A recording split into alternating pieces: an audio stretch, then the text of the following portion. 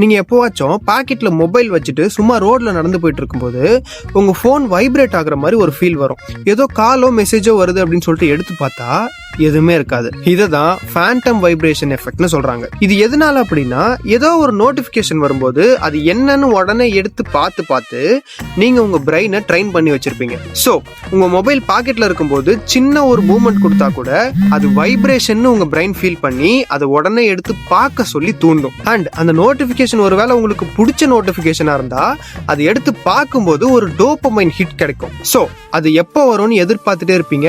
And அது வரலனா கூட போன் எடுத்து செக் பண்ணுவீங்க. இங்க நல்லா யோசிச்சு பார்த்தா நம்ம போனை கண்ட்ரோல் பண்ணல, நம்ம போன் தான் நம்மள கண்ட்ரோல் பண்ணுது.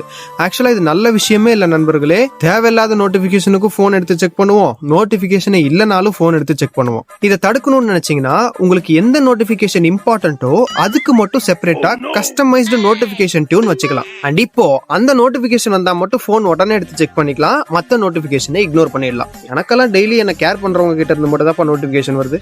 Customer care